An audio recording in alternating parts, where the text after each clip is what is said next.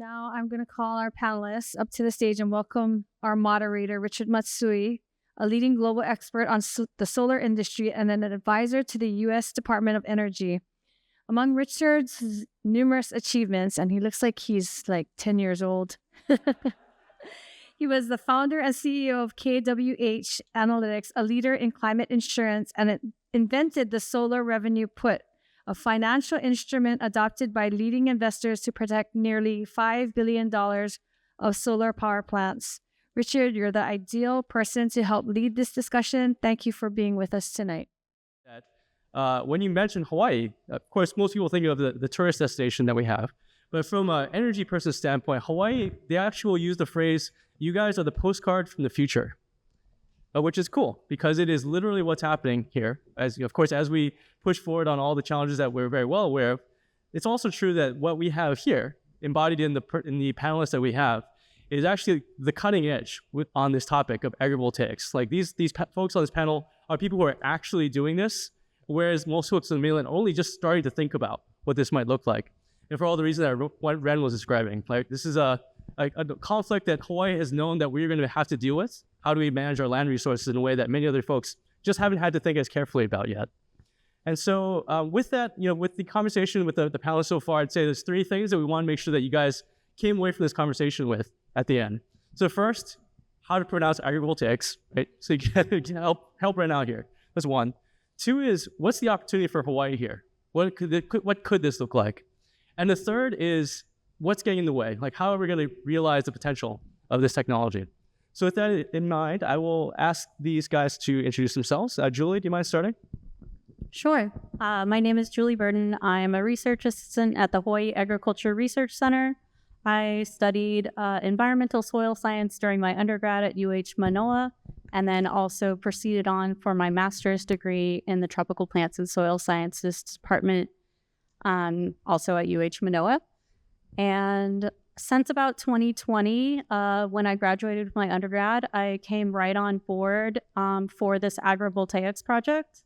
So I actually ended up sort of building and planting this entire demonstration site and sort of overseeing how the project has progressed, which has been truly a privilege. All right, Mark, over to you. Hi, I'm Mark Lick. I serve as Chief Energy Officer for the state of Hawaii. I manage the Hawaii State Energy Office. I came there from as a faculty member. I'm on leave from the University of Hawaii at Manoa, the Hawaii Natural Energy Institute. One of the things that we attempt to do, and I try to do, is deal with all 6 elements of the energy transition and try to make those happen. Everything from renewable energy to grid modernization to energy storage, clean transportation, governance, which actually helps guide this transition, all of the elements and put them into place. So obviously this nexus between food and energy and obviously ag development is something that's near and dear to us, and we'll enjoy talking about that today. All right, Nicola? Hello, everyone. Good evening. Just very excited to be here tonight to talk about such an important topic as energy security and food security. Really proud to be representing Clearway Energy as one of the largest renewable energy companies in the country. We operate in 26 states with a 8 gigawatt portfolio of solar, wind, battery storage projects. But most importantly, we've been making a really big difference here in Hawaii. Here on Oahu, Clearway operates 4 actually now, developed, constructed, financed 5 projects on Oahu, totaling almost 200 megawatts and 300 megawatt hours of battery storage. And I've been honored to be leading that development effort over the past 6 years and developing projects here over the past 12. And also very lucky to have called Hawaii home for the last 12 years, raising my family. So thank you for having me and look forward to the discussion. All right, round us out, Jason. Hi, everybody. My name is Jason Brandt. I've lived in Honolulu now for 15 years, having lived in Tokyo prior to that, running an investment bank, and moving to Hawaii to become, and here's a new word, an agripreneur. So we have agrivoltaic and agripreneur. combining different words. Through that process, it left me as a Oahu farmer for the last 13 years. Now with one of the largest sugarcane farms, actually the largest sugarcane farm in Hawaii Islands, and that manifests itself through a company now called Kohana Rum, which is available at the bar for later for the drinking part. But interesting enough, that project started again on this energy quest, really looking for biodiesel, some form of green energy that can be converted into a diesel fuel. But when we learned the legends of what we were growing, these heirloom Hawaiian sugar canes, we switched focus to a much more storytelling and really telling the legends of these Hawaiian canes that came over with the first canoes. That's farming for export, right? We take that rum and we consume it here. It's really bringing in outside dollars back to Hawaii.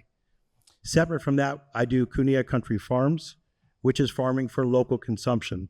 And that's an aquaponic farm. Again, it's 13 years old, that doesn't use any electricity, doesn't use any soil, doesn't use any power. And then on top of that, we focus with very low pesticides in order to create food for the islands. And the idea is to keep scaling that farm and the efficiency of that farm to lower the food cost for Hawaii. And that's really what we're kind of missing in farming is, can we get to the scale? Now we're married with Long Road and Mahi Solar to develop on commercial scale a 45-acre property to use those same sustainable technologies, but enable a solar project to exist, as well as a food for consumption project in scale to exist in Hawaii. Fantastic. All right. Well, let's start off with Julie, if you don't mind. If you could talk about the research that you guys have been doing at Milani, and specifically I'm thinking about what crops are you growing there and what are some of the challenges you're running into? Yeah, of course. So as you guys know, agriculture in Hawaii is insanely diverse. We have a lovely, all these kind of lovely microenvironments everywhere. So our goal with the site has been to test many different types of agriculture and also screen many different types of crops. So since we really broke ground, we have those 4 commercial hydroponic troughs. We built them, like Ren mentioned earlier, based on Jason's design and have been testing hydroponic lettuce there, getting yield analysis there in that system for over a year.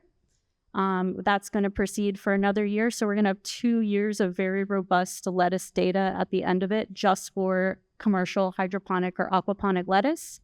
Our in-ground crops really were around 30 different, maybe 40 different vegetable crops. And during that process, we were really screening to see what kind of vegetables could do well at scale. We've also planted asparagus, as well as perennial crops such as mamaki, which is a growing industry here, and trellis crops. We're trying vanilla, maile, which is an important endemic plant as well, kalo, taro, which is an incredibly important plant, sweet potato, just to name a few. And we are also doing some mushroom log production and nursery crops for floriculture. So we're really kind of dipping a hand in everything we can. Can you give us a preview of some of the challenges that you're running into? So the challenges we've specifically run into have been agronomic in nature. It's really just everything that every farmer also struggles with: nutrient management, managing pests in Hawaii, especially for vegetable farming, is very difficult. And so using recommended IPN for different crops is really important. As far as whether or not the solar panels are getting in the way, I've actually seen it mostly be a benefit for our operation, and have seen how much production and more productive we are underneath the panels, having that shade while we're working out there. That's a perfect segue. Nicola, as a solar person on the panel, can you talk about, I suppose, like, how does this fit in from Clearway's business standpoint?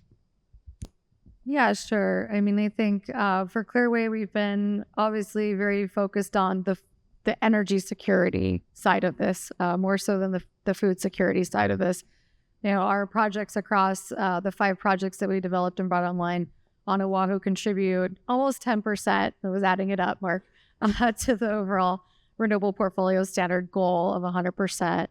But really, Clearway has had a commitment to incorporating agriculture in those projects, you know, leading up to this research. We do have sheep that are grazing throughout 4 out of the 5 of those original projects. So that's about 500 acres where sheep are grazing. I think there's about 500 head of sheep. And Ren mentioned some of the benefits of that in terms of soil moisture retention, for us, the vegetation management, and also it reduced our real property taxes, which did get passed on through a lower price of power to ratepayers. So we do want to take it to sort of the next level, so to speak, with this research. I really think that's what's so exciting about what we're finding, and what Julie just sort of talked you through, is that there's way more of a diversity of crops than we maybe even expected that we're going to be successful, things that we're seeing that are really working well in the shade. And not to mention, you can hide in the shade as a farmer, right? We've been a lot of these tours and everyone's hiding under the panels. You think, okay, if I was a farmer, I was out here, I wouldn't have that benefit. No, would I? So it's really an important part, and it's going to be a really important part in our development projects. So Clearway has a portfolio of development projects, sort of the next round of projects. We did bring online 2 projects in the past year that were the first solar plus battery storage projects to come online on Oahu. And the one that came online last year was really critical in terms of energy resiliency as we decommissioned the coal plant on the island. And our project came online just in time as the first 4-hour battery. That is the site of the second phase of the research at the Mililani Ag Park, where we are looking at expanding the second phase to look at tighter row spacing. So the row spacing on that project is a lot tighter, which will bring different results. As well as expanding Mamaki Tea and looking specifically at that. So that's at that location. We did bring online another project this year in January, Waiava Solar on Kamehameha School's land, that also includes battery storage. So this next round of projects, these development projects, they all include community benefits packages. They include agrivoltaic aspects to them. And that's something that we're really excited to be exploring, that this research is leading towards. And I would say, we're really open to partnerships on these projects. As energy developers, we are also go through a procurement process with Hawaiian Electric. It's a lengthy process. It takes many, many years from the time that you develop these projects and bid them to the utility and get shortlisted and then selected and then finally online. These projects will be fortunate to come online in 2027 and 2028. So a lot of great work is going to happen in these communities. And with agrivoltaics on these development projects. So It's a really great segue to the community side of things. Maybe before I do that, when you think about scaling this out, of course, there's still a lot of work to be done on the research side, but can you start anticipating some of the challenges you might be running into as you try to scale this out? Yeah, I think that there's a challenge of scale, but also it's just so site specific, across, you could say the 6 projects that are in this next round of development projects for Clearway. Not all of them lend themselves to this type of crop. Not all of them lend themselves to hydroponics. And so, water is just such an important component of of agriculture. Hydroponics is a really low water usage application, but needs relatively flat land. So, I think it's one of those things where it is very site specific, but there are different things that we can do. And I think we're really excited about that and addressing that challenge of where there's challenging topography, instead looking at food hubs, looking at beekeeping, looking at other types of ways that we can contribute towards food security that may not be exactly crops growing under the panels. Whereas there's other sites that lend themselves really well to this, and they're going to be really exciting. So I think that's some of the challenges that we'll be encountering. Fantastic. And Mark, if you don't mind representing the community perspective, what does the state see in this? You mean in the energy transition? Yeah. Well, energy transition, of course, ag, food security. Yeah, well, I mean, first and foremost, and I talk about this a lot, I mentioned it in the opening, we're trying to remove oil price volatility, which essentially will stabilize the economy. It's a massive, massive drain in our economy that you can't recover at any point. So one of the things that moving in this direction does with long-term fixed contracts that are very low, the solar projects, the large-scale solar and battery projects recently have been priced at 8.5 to 12 cents kilowatt hour, which is just incredible prices that, it obviously doesn't match the lowest costs ever in the world, but as mentioned in the opening, we're the most isolated land mass on Earth. So, providing that level of stability is increasingly important. But I think, ag also presents some opportunities.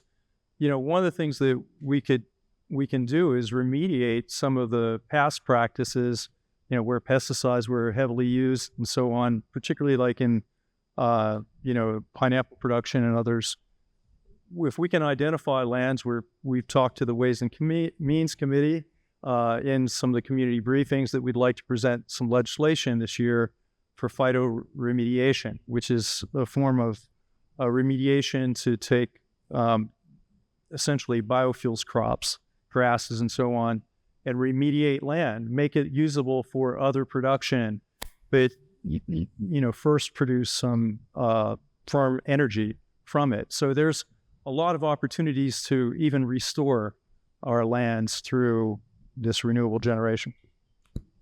All right, to round it out, the guy who's actually doing some of the work here. But Jason, if you don't mind, talking about, why did you sign up for this? Because clearly it's going to be, work figuring this out. Because we're all a little crazy, right? When you become a farmer, when you start working with the INA, there's lots of things that drive passion, but it really drives passion. And then when you put purpose on top of passion, you have a worthy life. For me, you look at a lot of parents here and give them the choice. You can buy a $4 head of lettuce from California or a $5 head of lettuce from Hawaii. And we all want them to choose the Hawaii one, but it's an unfair choice when they're working 2 jobs and putting their kids through school and they don't have enough time in the day. But what if we made it, you can buy a $4 head of lettuce from California or a $4 head of lettuce from Hawaii? What would you do? Well, now it's a much easier choice. And that's the goal. Sometimes in order to get the goal, we talk about large farms. Well, a large farm in Hawaii is still a small farm on the mainland, right? So we sometimes start the conversation with jargon that scares a lot of people, right? And for food farmers on Hawaii, we're just trying to get them to a scale where they can be price competitive to the mainland and use the cost of shipping as their cost advantage, right? And that's really the goal. So we've been farming for a long time, studying it and tried to get to it. We're using the research that Julie, together with Clearway and Longroad, are developing so that when we're in the panels, we can decide if we want to be 20-foot space panels or 14-foot space panels, or what will give the lettuce or whatever crop we're choosing the best scientific way or methodology to grow. And at the same time, we're choosing this farming methodology because, as Ren was talking about, farmers need to learn how to farm in and around solar panels, and solar companies need to work on panels in and around farms. But we're able to move our crop around just by rotating our water. So we may not have to go actually into the system and can pull everything out just by letting the water flow. And therefore, we don't have to be harvesting in the fields or among the panels, and could really use the hydrodynamics, there's another good word, to our advantage there. What's neat about the system is we don't lose the water. It's a closed loop system. So while we're moving crops, creating streams, we can then send that water back upstream or to the beginning of the system so that we're very water efficient. In fact, this will be the most water efficient type of farming that we can do on Oahu or in Hawaii. And to that end, we're talking about, again, solving, or at least helping solve, in this world of balance, one of the methodologies to get carbon neutral or energy efficient, one of the methodologies to get more water efficient, one of the methodologies to grow food at a competitive cost advantage and fresh way for our population. And so that's what really drives passion and purpose for me.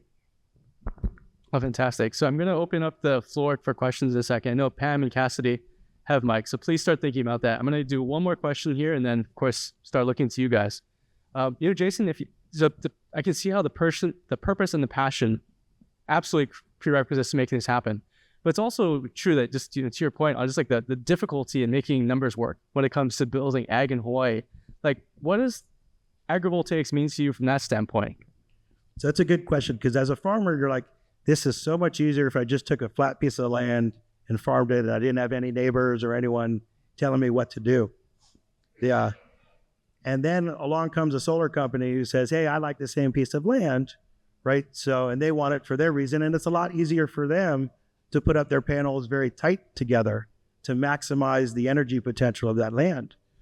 So how did these two entities make it work, and what's in it? Again, the solar companies are offering farmers, or have the ability to offer their farmers, very attractive leases, very cheap. And so you'll hear from farmers sometimes, I can't find land, or I can't find large plots of land, right? So how lucky am I to team up with someone who's talking about an energy project in the hundreds of acres, right, on beautiful flat land, and offering it to you very cheap. And on top of that, willing to give money and capital towards the infrastructure that the farmer is going to need on that land, right? And so now you're saying, hey, for many of you who drive around any of the islands, you see lots of fallow land, right? So Hawaii has lots of land, right? Particularly a lot of land that's not in use. It just doesn't have the infrastructure that the farming community needs. So if the solar companies are able to provide that infrastructure, and the farming methodology you choose can enable you to move in and around the panels, and we keep the grasses low and our farming crop low so that it doesn't interfere with the panels, and doesn't let grassland grow so that you don't get fallow grassland dry in the summer, we know what could happen if that occurred. So for the solar panels, we are their lawnmower, or I like that landscaper. And that's what the farming community will do. The farming community receives cheap resources not just in land, but also in water and electricity, right? So then the question is can farmers in Hawaii do what they are designed to do, which is farm? And can power companies do on that same land what they're designed to do, which is generate power? And then as our population or our community is, can we do these things in the right balance that everything works for not everybody, because somebody's going to complain, but as many of us as possible? It's such a powerful concept, the idea that there's a new subsidy that's been created here for farming. And it's not coming from the taxpayer purse. This is tremendous. Could I get show of hands in terms of questions that folks might have? Because I know that got two mics here. You, sir.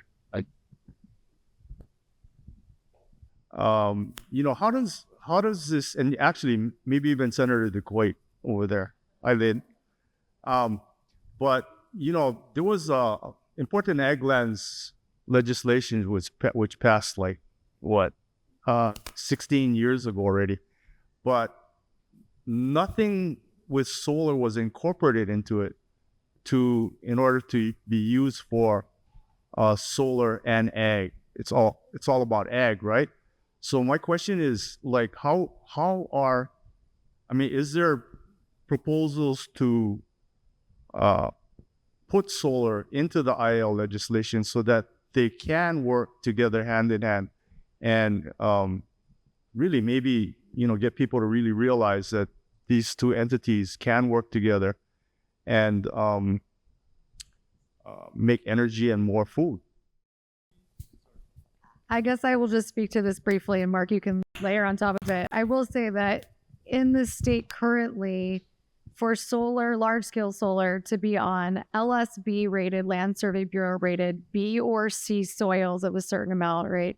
We go to the Land Use Commission and seek a special use permit to approve the use of solar on the land due to the use of the LSB rating, which is related to the agricultural classification and the original soils.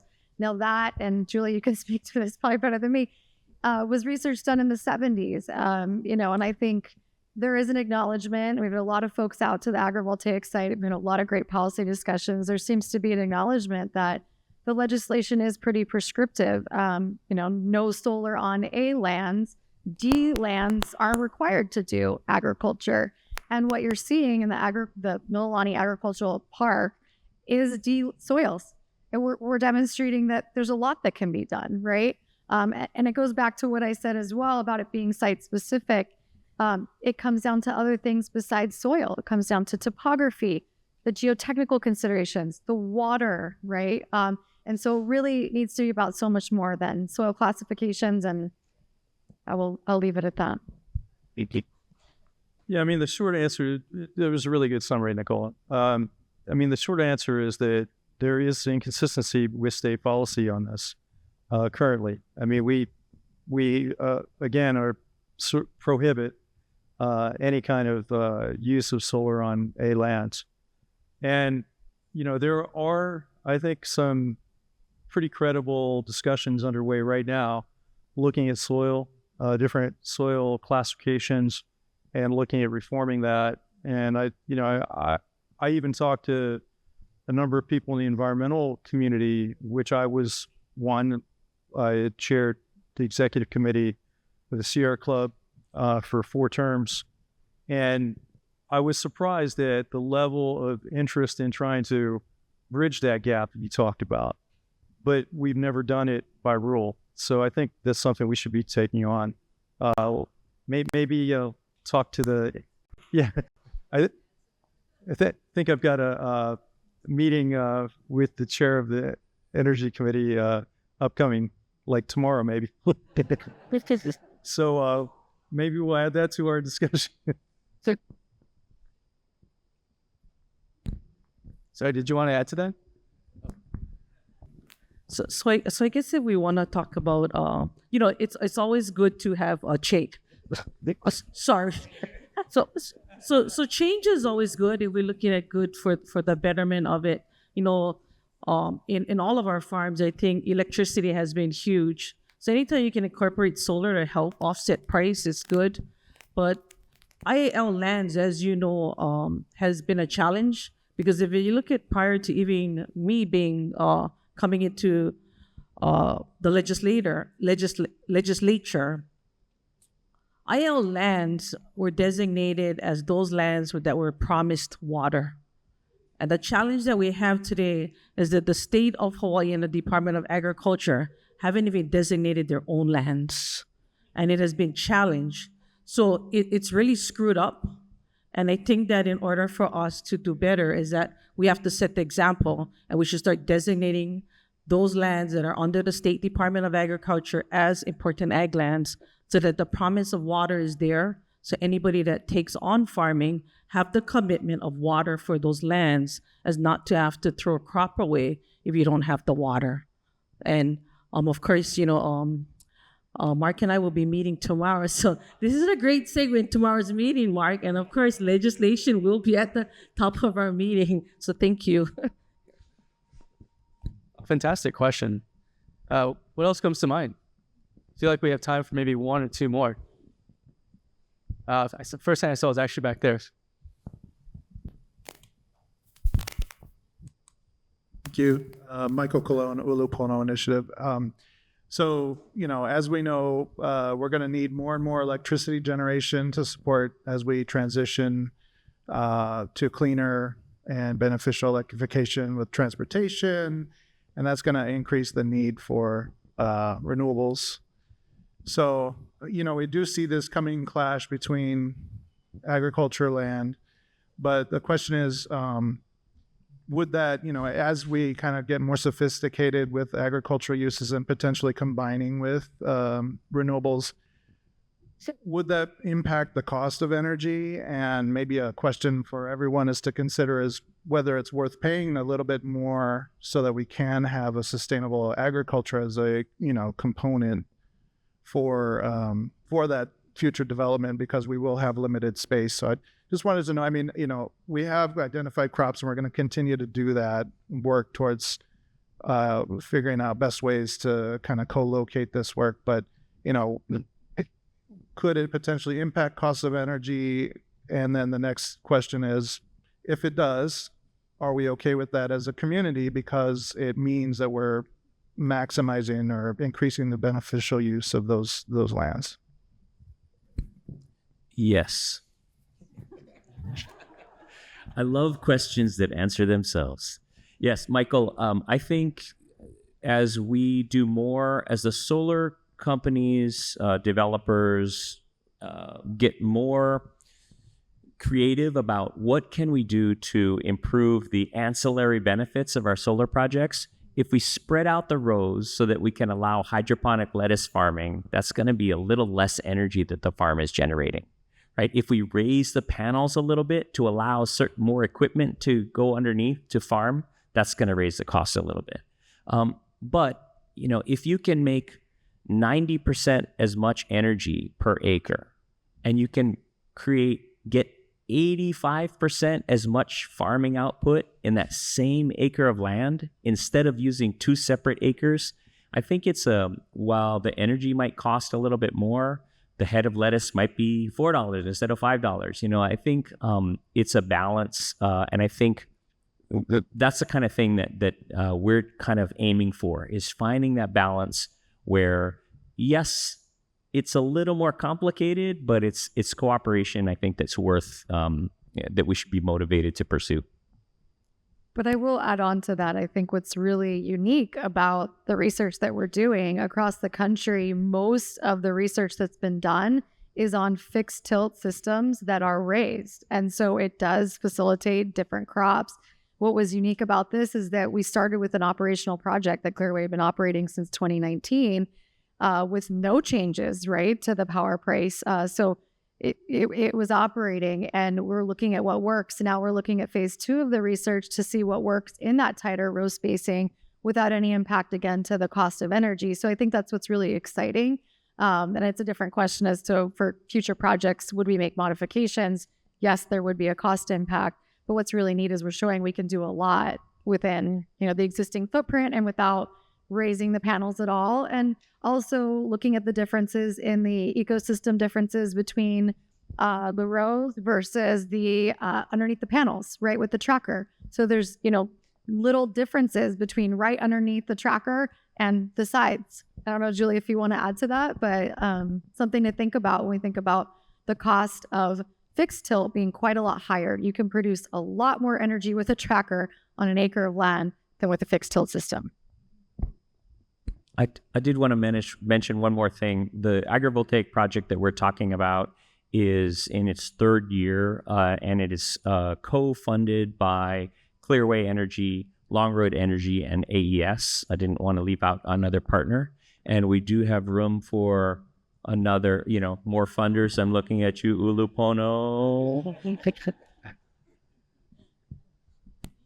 I've got to add on here. So for the solar company saying that it will cost a little bit more, it's like from passion of the two of you, are you guys saying that even with the reduced cost of land, of course, there's going to be more complication with regards to operating the agriculture facility itself? Like, do you see the cost for the head of lettuce coming in lower, or is it kind of about the same?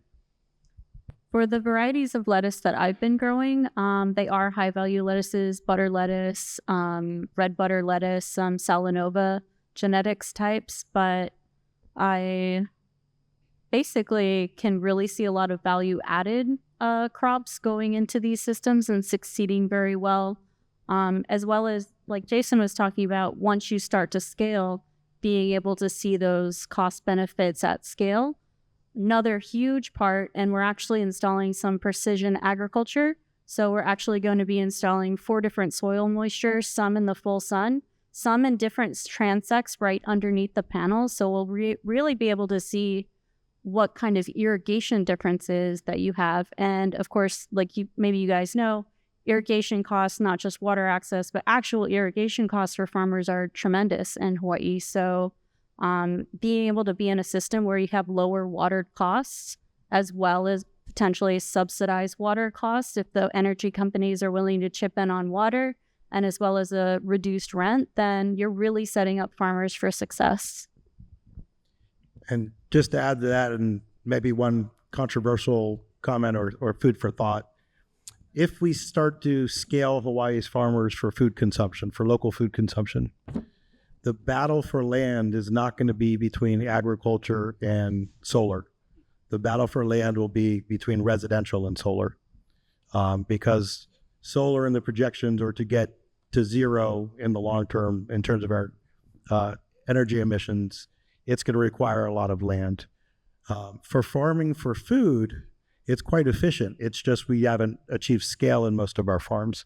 And so as we scale the farms, it'll be a lot less land if we can put things like water and infrastructure on the right pieces of land, right? And that's where this agrivoltaics began to enable that.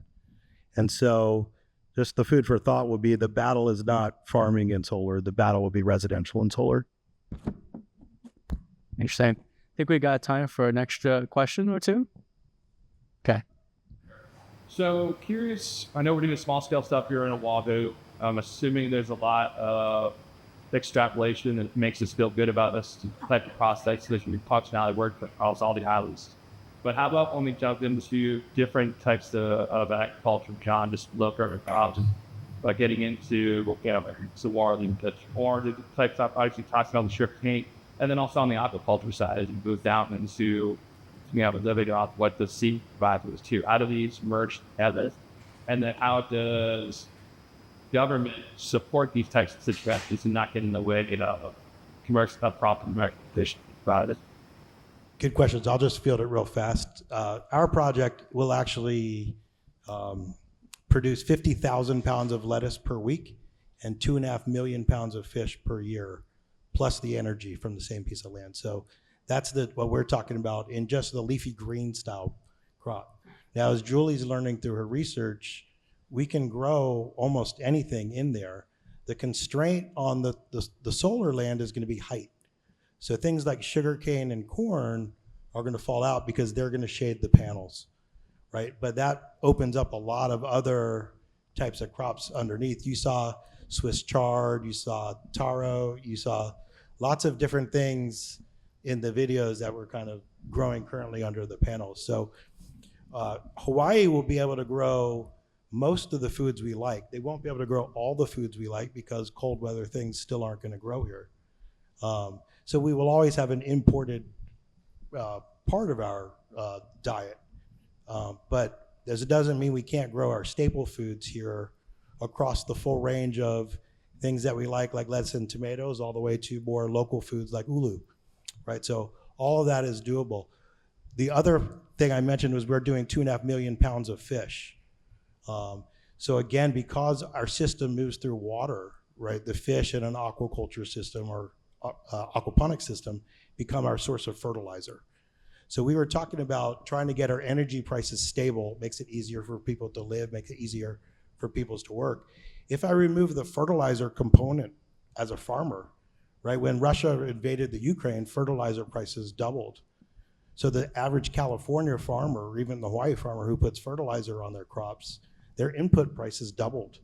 Well, ours stayed constant, right? Because that was not one of the inputs I have to the system. Again, one type of farming methodology that we use, but can be used across a lot of crops.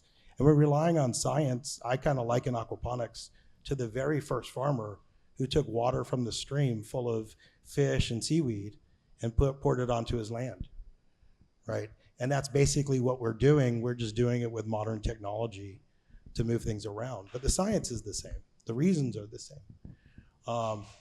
There's no reason to keep expanding these systems to, as you say, marine, right? This will work in marine. If you can find the right crops, so sea asparagus kind of comes to mind. You can play in tomatoes and marry it up to marine fish. We use and experimenting with our wasted lettuce to actually grow crawfish. So there's lots of ways that kind of keep in this regenerative electricity and regenerative farming to keep expanding what we're doing and why we're doing it.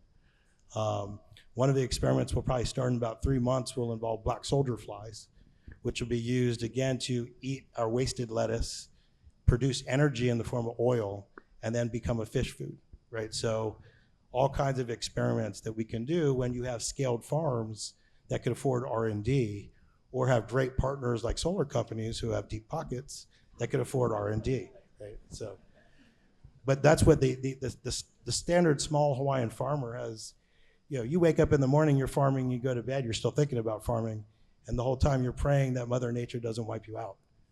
You know, so you don't have time for all this stuff that's really interesting and fun. But with the right partners, whether it be government or private, you can get exposure to all these. All right. Well, I think that's the end of the session here. Can we? Mine can be real quick. Right, there we go. My name is Nick Dizon from Nidon Clean Energy. There was another project that was planned out near the Galbraith lands for a vertical farm that was actually signed, but that also fell apart during COVID. So I just wanted to ask about where's vertical farming in terms of Hawaii these days? I'll take that one. Yeah, they're great questions, and it's a great background and experience. The reason we're not talking about vertical farming with regard to solar is because they don't like height. We block their panels. That being said, we were talking about how the battle for land is really going to be about food and solar. It'll be about residential. Vertical farming does accomplish the small footprint of your land for food. Right now, as a farmer, I'm not land constrained, right? So the flip side of vertical farming is huge capital infrastructure. Huge capital infrastructure equals expensive lettuce, right? So you talk about projects that didn't get off the ground, or you're talking about Emirates, like in the Middle East, where money is kind of no object. You can do these kinds of things. We've penciled out when we started to study how we should grow and expand a fully robotic, 100% automated farm. And remember, the constraint in Hawaii is we're feeding a little over 1 million people, right? So if I was on the mainland US, I'm feeding 330 million people. I could put a lot of capital and make the coolest thing ever, right? But the technologies that we need to employ in agriculture in Hawaii will be different because of the scale. And when we say scale, so again, if you want to buy $10 lettuce, I could build a fully automated robot vertical farm. That doesn't mean there are aspects of it that we shouldn't employ. At our current farm right now, we have a vertical seedling operation. Okay, so we don't grow out to full scale around carousels and things like that, which will be really cool. Think about a carousel. Lettuce is going up, up, up, down, down, down, right? And they're all getting sun, right? Or you're in racks going higher and higher. That's capital. We do that through beds, vertical beds for our little baby cups, right? So we're minimizing our space, maximizing what they need to. That didn't really cost us extra money. So it's easy to employ, saved us land. Those are the types of technologies that work in Hawaii agriculture. But we still need to study the neat global technologies that exist, because there will be either aspects of them or full systems that will make sense here. It's important to note that a big push in farming was container farming a few years ago, fully automated container farms. It's also important to note that the 3 largest container farms went bankrupt, right? So you have great technology, but if you can't make the capital work, and I think my personal view is really cool technology that further taxes the people of Hawaii, because we introduced great technology, but really had to pay for that capital, would not necessarily be beneficial here. It'd be great academically. Whereas we live in a place that has great sun all year round, right? I don't need to make artificial sun. I can when it's beneficial, I can control the wavelength and get a faster grow time or bigger crops or something like that. So it needs to be studied, but not necessarily needs to be employed in scale. All right, and final question. Sorry, not to take too much time, but Jason, you pointed out a number of things such as access to critical infrastructure like water and utilities and electricity, et cetera. For the solar developers, that's not the only thing that's needed, especially when it comes to achieving scale. Like Jason pointed out, there's roads, access roads, buildings, wash pack facilities, especially if farmers want to bring their product to market safely. Is there any consideration with quote unquote your deep pockets to help support that and offset that cost? Because it is a challenge, right? We can grow the food, farmers can grow the food. It's just a matter of how do we comply and have access and make it feasible for farmers to offset that cost to do so? It's a really good question. I will have to clarify, the pockets are not that deep as you would think. It's been a race to the bottom in solar. It's very competitive, and it is. There's been increasing competition just in the time I've been here in 12 years.